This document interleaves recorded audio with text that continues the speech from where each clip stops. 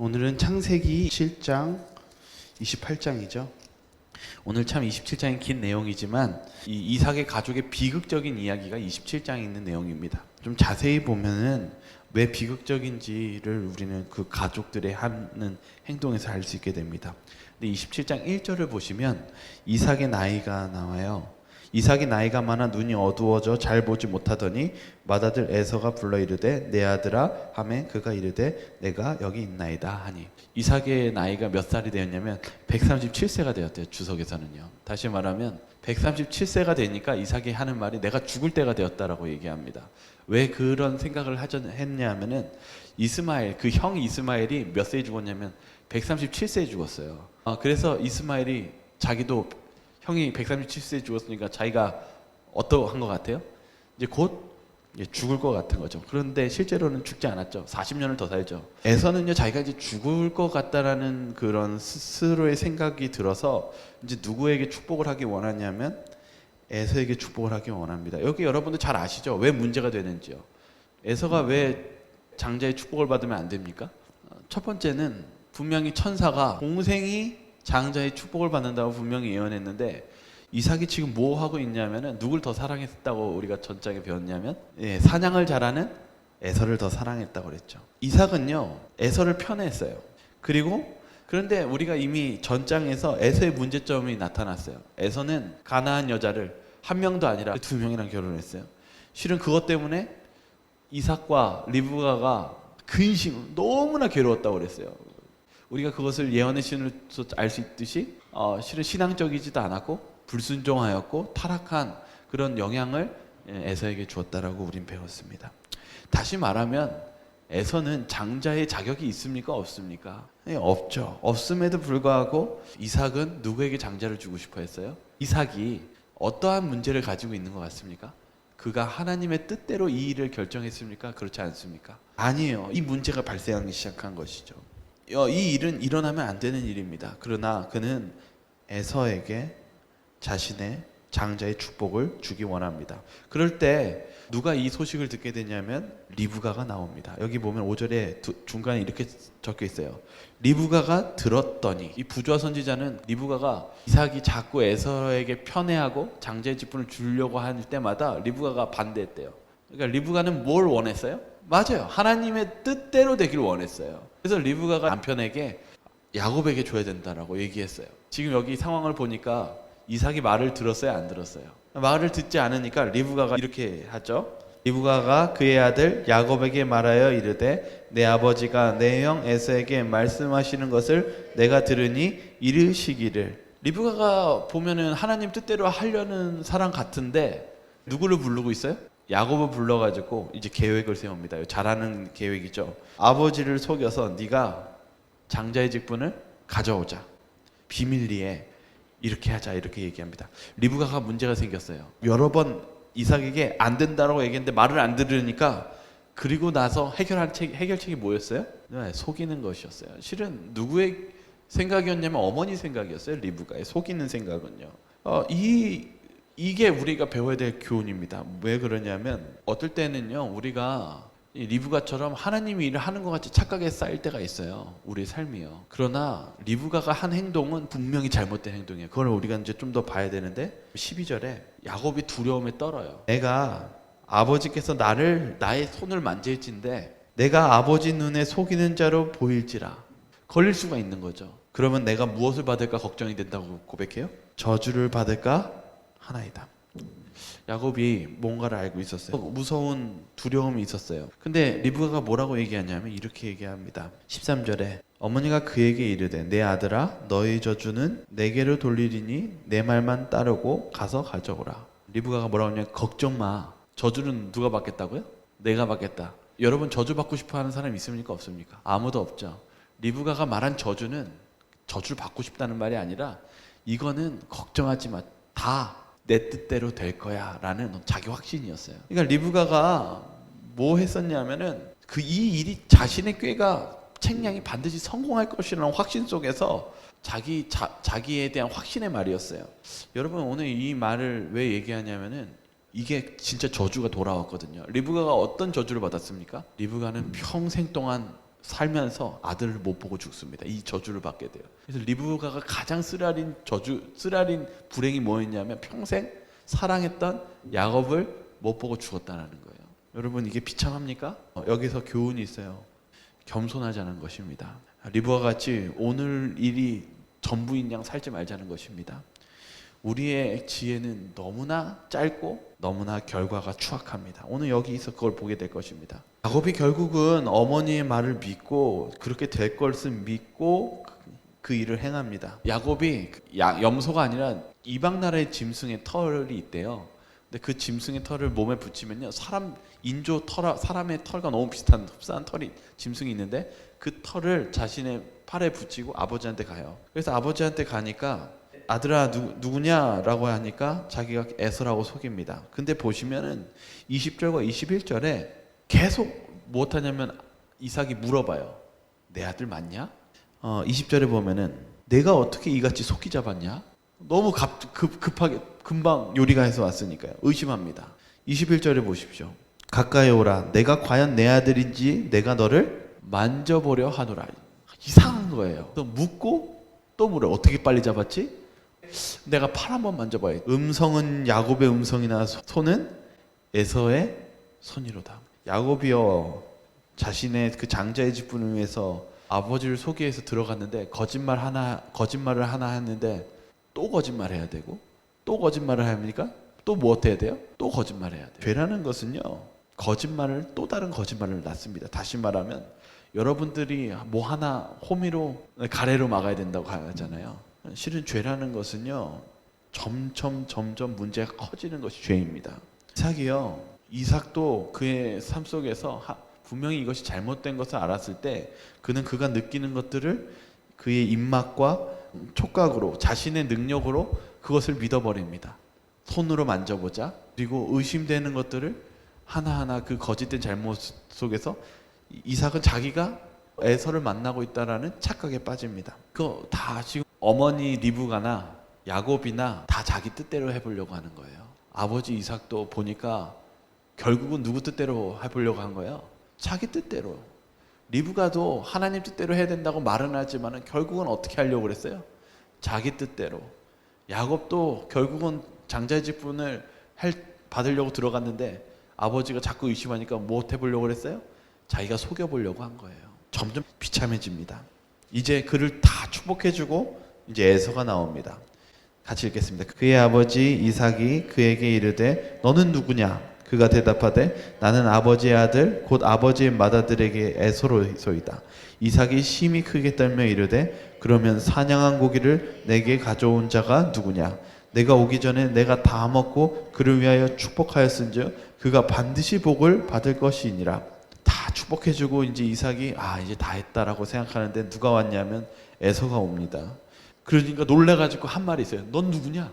그리고 나서 두려움에 떨었습니다. 이삭이 심히 크게 떨며 이르되. 왜 이삭이 심히 크게 떨었습니까? 이삭이 깨달았어요. 뭘 깨달았냐면 하나님 뜻 안에는 사람의 모략은 다 부질없는 일이라는 걸 깨달았어요. 이삭이 이렇게 하면 될 줄 알았거든요. 그러나 이 모든 일은 결국은 누구의 뜻대로 이루어지게 돼 있어요? 하나님 뜻대로요. 하나님께서요, 실은 이삭이 이렇게 기만당하고 속임당하는 것을요 그냥 봤대요. 왜 그랬어요? 그가 하나님의 명령과 정반대되게 에서에게 장자권을 주려고 한 그의 고의적인 계획을 밀고 나갔기 때문에 하나님은 그가 기만당하도록 허락하셨대요. 이삭이 크게 심히 두려움에 떨어진 건 뭐냐면 내가 하나님 앞에 내가 하는 이 모든 것이 다 아무것도 아니구나. 그걸 깨닫게 되니까 이삭이 심히 무엇을 느꼈어요? 두려움을 느꼈다는 사실입니다. 에서가 분노에 찼어요. 아버지에게 자기에게 축복을 달라고 애원합니다. 근데 이렇게 기록하죠. 아버지가 빌복이 이 하나뿐이니까.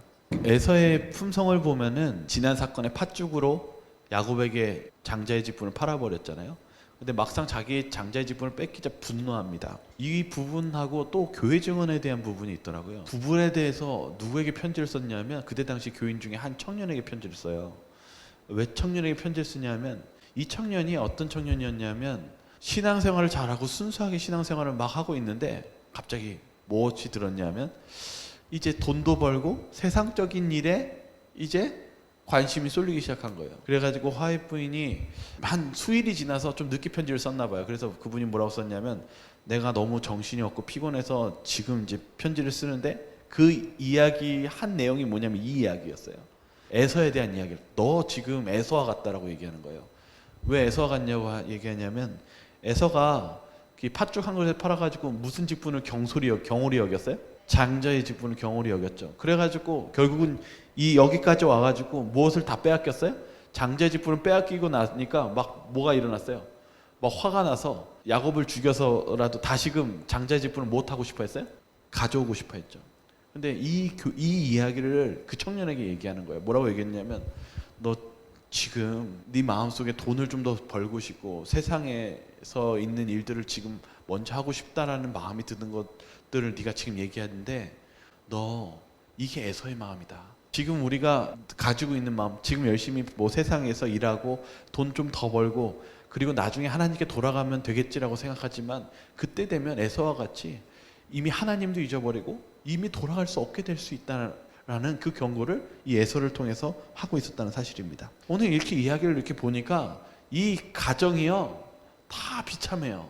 비참한 가운데 있었을 때 마지막으로 하나님이 이삭에게 에서의 미래를 보여줘요. 어떤 말씀인지 한번 볼까요? 그 아버지 이삭이 그에게 대답하여 이르되, 내 주소는 땅의 기름짐에서 멀고 내리는 하늘 이슬에서 멀 것이며, 너는 칼을 믿고 생활하겠고 내 아우를 섬길 것이며, 내가 매임을 벗을 때에는 그 멍에를 내 목에서 떨쳐 버리리라 하였더라. 하나님께서 이삭에게 뭘 보여주셨냐면, 이 에서가 에돔의 조상이거든요. 에돔 민족이에요. 근데 뭐라고 했냐면, 너는 기름진 땅에서 멀리 떠나서 메마른 땅에서 살 것이고 칼을 믿고 산다는 거예요. 이 에돔 족속이 어떤 민족이냐면요, 상업지나 이런 데 약탈해가지고 빼앗고 농사 못 짓고 이렇게 방랑하는 민족입니다. 근데 이 에돔 족속이 누구를 섬긴다고 적혀 있어요? 아우를 섬길 것이며, 이 예언 속에서 실제로 에돔 족속은 사울 왕에 있을 때 패하고 다윗의 정부에 지배를 당하면서 오랫동안 이스라엘의 속국이 됩니다. 하나님께서는요, 이런 그 민족의 그 역사 속에서 그 미래가 어떻게 되는지에 대해서 에서의 모습을 통해서 그 결과가 어떻게 되는지를 보여주셨어요. 한 가정의 삶 속에서 보니까 그 결과가 얼마나, 자기 뜻대로 샀을 때 그 결과가 얼마나 혹독한지를 우린 다시 한번 보게 됩니다.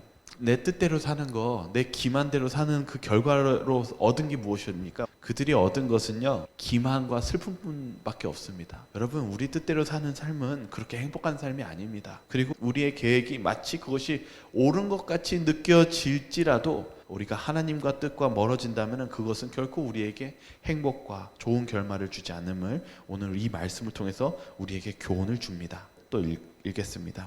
내 형의 분노가 풀려 내가 자기에게 행한 것을 잊어버리거든 내가 곧 사람을 보내어 너를 거기서 불러오리라.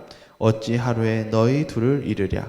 리브가가 이삭에게 이르되, 내가 햇사람의 딸들로 말미암아 내 삶이 싫어졌거늘 야곱이 만일 이 땅의 딸들 곧 그들과 같은 햇사람의 딸들 중에서 아내를 맞이하면 내 삶이 내게 무슨 재미가 있으리까. 에서가요 너무 화가 나가지고요 야곱을 죽일 결심을 합니다. 근데 이제 어떻게 죽이려고 했냐면은, 아버지가 이제 얼마 못 산다고 생각했거든요. 그래서 아버지가 죽으면 바로 야곱을 죽일 결심을 합니다. 근데 여러분, 이때 당시에 법이 무슨 법이 있었냐면, 형제가 형제를 죽이면요 그 친족이 그 죽인 사람을 또 죽이게 돼 있어요. 그래서 이 리브가가 이렇게 얘기하죠. 어찌 하루에 너희 둘을 이르랴. 여러분, 이게 비참한 것입니다. 그 미움이 그 사람만 죽이는 것이 아니라 자기 자신을 죽입니다. 얼마나 이 끔찍한 결말입니까? 그럴 때 리브가가 야곱을 도망가게 시키. 오늘 이 말씀 속에서 어떤 생각이 들었냐면, 이삭이 몇 년을 더 살았다고 제가 말씀드렸어요. 40년을 더 살기 때문에 에서가 야곱을 죽일 수 있었을까요? 없었을까요? 못 죽였을까요? 한번 미우면요 다른 이유를 대서라도 죽일 것 같더라고요. 안 죽이겠습니까? 계속 그 원수가 눈앞에 보이는데요. 만약에 안 죽였다고 해도 야곱이 그곳에 계속 있을 수 있었을까요? 근데 여기에서의 한 상황은 야곱을 도망가게 한 데에는 분명한 이유가 있었다라고 생각이 들어요. 왜냐하면은 야곱이 이제 앞으로의 인생 20년 동안의 인생이 여러분들 잘 아는 눈물 없이 볼 수 없는 그 인생을 살잖아요. 근데 그 인생이 꼭 필요하다라는 것을 우리는 또 알 수 있지 않습니까? 하나님께서는 비록 그 과정이 힘든 길이지만은 필요하기 때문에 그 과정을 허락해 주십니다. 우리가 인생 속에서 우리의 인생도 어쩌면 잃는 것이 많은 슬픔밖에 없지만 그 가운데는 분명한 교훈이 있음을 우리는 깨달을 필요가 있습니다. 그래서 리브가가 이제 마지막 야곱과 작별하는 과정 속에 이 과정은 정말 야곱에게는 정말 중요하고 이스라엘 민족에게는 필요한 과정임을 우리는 다시 한번 보게 됩니다. 그러므로 여러분들에게 제가 오늘 이 27장의 교훈에서는 여러분의 우리의 삶 속에 어쩌면 우리가 실수를 통해서 얻는 많은 슬픔들이 있을 거예요. 그러나 너무 낙담하지 마시기 바랍니다. 왜냐하면 28장의 내용은 그것에 대한 위로에 대한 이야기이기 때문입니다. 28장 보겠습니다. 이삭이 야곱을 불러 그에게 축복하고 또 당부하여 이르되 너는 가나안 사람의 딸들 중에서 아내를 맞이하지 말고 일어나 밧단 아람으로 가서 내 외조부 부두엘의 집에 이르러 거기서 내 외삼촌 라반의 딸들 중에서 아내를 맞이하라. 전능하신 하나님이 내게 복을 주시어 내가 생육하고 번성하게 하여 내가 여러 족속을 이루게 하시고 아브라함에게 허락하신 복을 내게 주시되 너와 함께 내 자손에게도 주사 하나님이 아브라함에게 주신 땅 곧 내가 거류하는 땅을 내가 차지하게 하시기를 원하노라. 여러분, 야곱이 도망칩니다. 그의 형의 무서운 살기 속에서 그가 도망쳐요. 그가 가져간 게 무엇일까요? 도망칠 때요. 돈 좀 가져갔을까요? 지팡이요. 좀 뒤에 보면 이제 베델이라는 거 하고 기름 좀 가져갔겠죠. 실은요, 거의 빈손으로 도망갔어요. 근데 야곱이 도망갔을 때 가져간 게 하나 있었어요. 실은 제가 오늘 1절과 4절 읽은 거에 이미 답이 나와 있어요. 야곱이 뭘 가지고 도망갔을까요? 실은 이게 27장에 싸운 내용이에요. 에서에 뭘 도둑질했어요? 장자의 축복을 도둑질했죠. 그게 뭡니까? 아브라함의 축복과 이삭에 대한 축복이었어요. 아브라함의 축복과 이삭의 축복은 무엇이었어요? 하나님이 아브라함 부를 때 내가 너를 못하게 해주겠다고 그랬어요. 내가 너를 복이 되게 해주겠다고 그랬잖아요. 네가 어디를 가든지 형통하는데 너와 함께하는 자는 그 사람들도 복을 주겠고 너를 저주하는 자에게는 그 사람에게 벌을 내리시겠다고 말씀하지 않았습니까? 야곱이 훔쳐간 게 뭐냐면요, 언약이에요. 언약의 축복이에요. 하나님이 아브라함의 축복하는 걸 또 이삭에게 어떻게 했어요? 이스마엘에게 안 주고 이삭에게 주죠. 그래서 이삭도 가는 곳마다 무엇했어요? 형통했지 않습니까? 야곱이 훔쳐간 게 뭐냐면은 하나님의 언약의 축복이었어요. 아브라함의 축복과 이삭의 축복을 훔치고 갔어요. 그래서 28장에서 전능하신 하나님이 내게 복을 주시어 내가 생육하고 번성하게 하여 내가 여러 족속을 이루게 하고 또 뭐라고 했냐면 아브라함에게 주신 땅 곧 내가 거류하는 땅을 내가 차지하게 하시기를 원하노라. 에서한테 훔치고 간 게 뭐냐면 복이었어요. 하나님의 그 아브라함의 축복과 이삭의 축복, 이 장자의 축복이 그 축복입니다. 그렇게 축복해서 도망가는데 야곱이 이때가 이제 39살입니다. 야곱이요. 거의 수백 리를 도망갔어요. 그가. 그리고 뭐 어떻게 했냐면은 사람들을 피하여 갔어요. 왜냐하면은 에서는 사냥꾼이었기 때문에 멀리 돌아다녔기 때문에 그와 알고 있는 친구들이 많았기 때문에 사람들이 보이지 않게 먼 길을 돌아서 외롭게 도망갔습니다. 그런데 두 번째 날 저녁에 그가 어떻게 했냐면 한 곳에 이르러는 해가 진리가 진지라 거기서 유숙하려고 그곳에 한 돌을 가져다가 베개를 삼고 거기 누워 자더니 꿈에 본즉 사닥다리가 땅 위에 서 있는데 그 꼭대기가 하늘에 닿았고 또 본즉 하나님의 사자들이 그 위에서 오르락 내리락 하고 수백 리를 도망갔기 때문에 아주 먼 거리까지 이틀 동안 뛰어왔습니다. 보통 이렇게 먼 곳에서 생활하거나 공부하거나 아니면 어쨌든 일하러 가면은 뭘 많이 겪냐면 향수병이에요. 이제 집에 대한 그리움이나 그런 걸 겪잖아요. 야곱이 이틀 두 번째 날 저녁이 되는데 자기가 어디에 있어요? 사람도 아무 데도 없고 춥고 돌베개밖에 없는 빈 땅에 있는 거예요. 그날 눕는데 갑자기 뭐가 생각났냐면 자기 죄가 생각이 났대요. 이때 뭐라고 기록되었냐면 그는 자신의 잘못된 행동을 깨달았다. 둘째 날 저녁이에요. 도망치면서 홀로 이렇게 있는 그 외로움 속에서 이제 내가 뭐 한 걸 깨달았어요? 내가 그 잘못된 행동의 후회가 깨달았어요. 그래서 큰 슬픔이 눈물이 나고 울기 시작하고 마음을 짓누르는 감정이 드는 거예요. 근데 야곱이 그때 뭐라고 기록하고 있냐면 이렇게 적혀 있더라고요. 기도할 용기조차 없었다. 여러분들도 삶 속에서 기도할 힘이 없을 절망감이 올 때가 있습니까? 야곱이 그랬대요. 기도할 용기조차 없었다. 집을 떠나야 이제 자기 잘못이 보이기 시작합니다. 그래서 그 다음에 한 일이 뭐였냐면 심히 외로워서 이제 하나님의 보호가 없이는 살 수 없는 그 절망감을 느꼈대요. 그래서 눈물로써 자복하고 회개의 기도를 올렸대요. 이제 버림당하지 않을까. 자신이 이제 버림을 당해서 아무것도 없고 이제 두려움에 있었을 때 하나님이 나를 버리시지 않았을까? 그래서 이렇게 기도했대요. 하나님, 저 버리지 않은 증거 좀 보여달라고 간절히 기도했대. 그날 밤에요. 기도를 했는데 자신감을 다 잃고 두려움 속에서 잠을 든 것입니다. 그때 뭘 보았어요? 꿈에 본즉 사닥다리가 땅 위에 서 있는데 그 꼭대기가 하늘에 닿았고, 또 본즉 하나님의 사자들이 그 위에서 오르라 내리라 하고. 한 번 더 읽어볼까? 또 본즉 여호와께서 그 위에 서서 이르시되 나는 여호와니 너희 조부 아브라함의 하나님이요 이삭의 하나님이라. 내가 누워있는 땅을 내가 너와 내 자손에게 주리니 내 자손이 땅의 티끌같이 되어 내가 서쪽과 동쪽과 북쪽과 남쪽으로 퍼져나갈지며 땅의 모든 족속이 너와 내 자손으로 말미암아 복을 받으리라. 내가 너와 함께 있어 내가 어디로 가든지 너를 지키며 너를 이끌어 이 땅으로 돌아오게 할지라. 내가 내게 허락한 것을 다 이루기까지 너를 떠나지 아니하리라 하신지라. 야곱이 꿈속에서 기도하다가 두려움 속에서 잠들었는데 하늘 꼭대기에 하나님 보좌가 있는데 사닥다리에 연결되어 있어요. 이게 되게 중요한 의미였대요. 사닥다리의 의미가 죄가 아무리 인간을 하늘로부터 멀어지게 할지라도 예수께서는 그 간격을 연결시키셨다.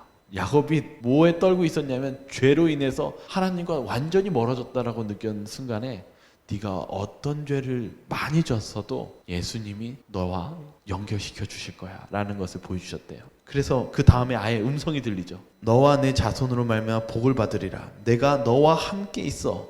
내가 어디로 가든지 너를 지키며. 맨 끝에 이렇게 했어요. 내가 내게 허락한 것을 다 이루기까지 너를 떠나지 아니하리라. 얼마나 감동되고 은혜스러운 음성입니까?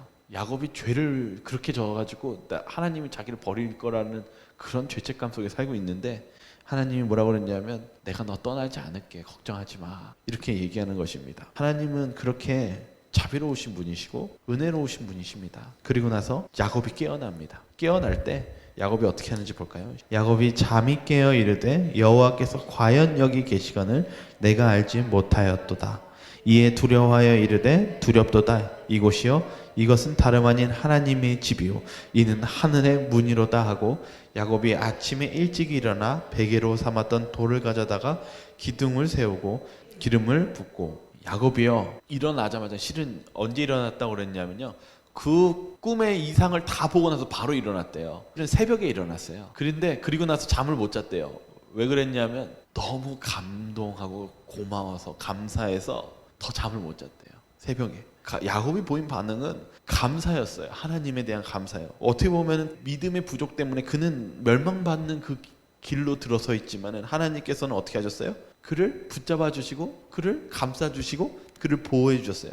하나님의 은혜가 얼마나 크냐면은 지금 야곱이 어떤 순간이었냐면 가장 크게 버림을 받았다고 느꼈을 때 하나님은 어떻게 하셨어요? 가장 가깝게 그와 함께 하시고 그를 떠나지 아니하셨다는 것입니다. 우리가 여기서 교훈이 있어요. 야곱은요 2번이나 속였어요, 하나님을요. 그는 희망이 없을 때 하나님은 그에게 은혜를 베푸셨다는 사실입니다. 우리가 어떤 절망이 오고 희망이 없을지라도 그럴 때 우리는 하나님께 돌아가야 됩니다. 왜냐하면 하나님은 우리에게 은혜를 베푸시는 자비로우신 하나님이시기 때문입니다. 20절과 22절 또 읽겠습니다. 야곱이 서원하여 이르되 하나님이 나와 함께 계셔서 내가 가는 이 길에서 나를 지키시고 먹을 떡과 입을 옷을 주시어 내가 평안히 아버지 집으로 돌아가게 하시오면 여호와께서 나의 하나님이 되실 것이요 내가 기둥으로 세운 이 돌이 하나님의 집이 될 것이요 하나님께서 내게 주신 모든 것이 10분의 1을 내가 반드시 하나님께 드리겠나이다. 야곱이 그 감사함을 하나님께 찬양하고 기둥을 세우고 기념비를 세우고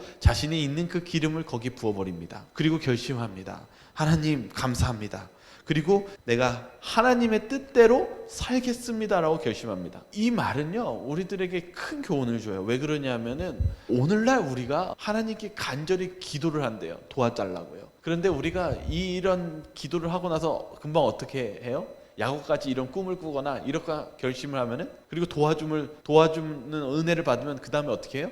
실은 자신이 봤던 그 꿈이 그냥 헛꿈이었어, 그냥 하나의 지나간 일이야 라고 생각한다고 그러고 어떻게 해요? 그 약속을 지키지 않거나 떠난다고 하죠. 하지만 야곱은 그렇게 하지 않았어요. 야곱도 똑같이 하나님께서 꿈과 이상을 주고 나서 똑같이 삶이 어려웠고 똑같이 유혹과 시련을 당했대요. 그러나 야곱은 그렇게 하지 않았대요. 자신이 한 약속을 하나님께 지켰다고 고백합니다. 그리고 그 다음부터 보시면은 야곱이 어떻게 삽니까? 하나님 뜻대로 살지 않습니까? 여러분, 우리가 배워야 될 것은 그런 야곱의 그 신실한 약속을 이행하는 그런 모습입니다. 그리고 우리가 또 배워야 될 점은 야곱은 그런 시련을 도우신 그분을 회고하면서 하나님께 내게 주신 모든 것의 10분의 1을 내가 반드시 하나님께 드리겠나이다. 여기에서 그걸 왜 얘기하냐면요, 하나님은요 그 감사의 헌물을 드려서 축복을 주신 게 아니에요. 여기 순서 보면 하나님이 이미 야곱에게 복을 주시겠다고, 그 야곱이 헌물을 드려서 주시는 것이 아니에요. 이미 그 전에 하나님이 주시겠다고 이야기했어요. 근데 야곱이